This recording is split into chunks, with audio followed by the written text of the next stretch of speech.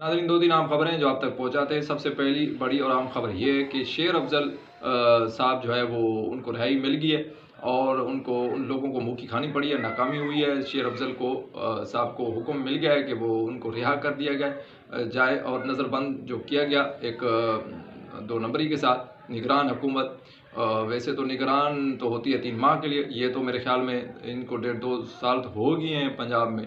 मोहसिन नकवी, आपको पता है ये नवाज़ शरीफ का जो है वो अब पहले तो वो इश्तिहारी भी थे, अब तो खैर वो बरी हो गए हैं बड़ी इज़्ज़त और बड़े तरीके से, जहाँ से हुए हैं चोर दरवाजे से, आपको पता है, जानते हैं। मगर सबसे बड़ा मसला ये है कि जो 8 फरवरी को इलेक्शन होने हैं, अब ये इलेक्शन कौन कराएगा? इलेक्शन यही कराएंगे जो काजी फायद साहब वकील बने हुए हैं, जिन लोगों के लिए जिन लोगों के डीसीओ के जो डिप्टी कमिश्नर हैं, ये रिटर्निंग ऑफिसर बन गए हैं।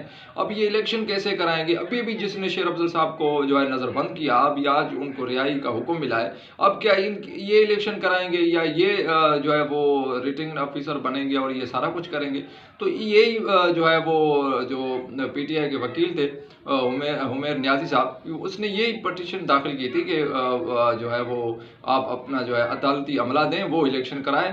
हमें उन पर एतमाद नहीं है इन लोगों पर। जिसने 30 दिन 3-3 माह तक पीटीआई को बंद किया है, जुल्म किया है, जबर किया है, सारा कुछ किया है उनके ऊपर, वो कैसे इलेक्शन करवाएंगे, कैसे क्लियर इलेक्शन कराएंगे? ये हो नहीं सकता। मगर बाप जो है वो जो है नून लीग की टिकट पे है या किसी और की पार्टी के टिकट पे इलेक्शन लड़ रहा है, उसका बेटा जो है डिप्टी कमिश्नर बना हुआ है, उसका बेटा रिटर्निंग ऑफिसर बन गया है, वो कैसे वो जो है वो शफाफियत होगी, कैसे वो जो है वो इलेक्शन होगा? ये बड़ा सवाल है। ये काजी फायद साहब बिल्कुल उसको देखा नहीं, उसने उन्हें लताड़ के रख दिया है सारा कुछ। आपने वो सारा देखा है जो मामला हुआ था।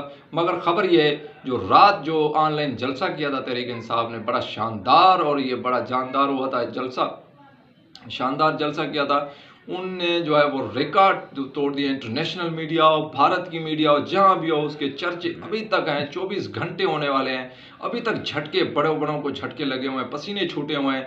करोड़ों लोगों ने उसको देख लिया है और इंटरनेट भी बंद किया, सारा कुछ वही। मगर ये आए जो है निगरान है, पता नहीं जालिम है कौन है, इलेक्शन करवाने आए। मगर अभी जो है उनके काम वही हैं कि इलेक्शन शेड्यूल आ गया है, सारा कुछ हो गया है। मगर तहरीक इंसाफ को ना जलसे की इजाज़त है, ना कुछ है। अगर इंटरनेट और सोशल मीडिया के ज़रिए ऑनलाइन किया, उसमें भी इनने 2 नंबरी दिखाई, फ्रॉडियत दिखाया, मगर इनको नाकामी और मुँह की खानी पड़ी है। तो शेर अफ़ज़ल साहब, देखते हैं ये ना हो कि दूसरे केस में उठा दिया जाए। देखते हैं क्या होता है, मगर ये बड़ा मुश्किल होगा उसको उठाना दूसरे केस में। तो आज के लिए इतना ही। सब्सक्राइब कीजिएगा, इजाज़त दीजिएगा। अल्लाह हाफ़िज़।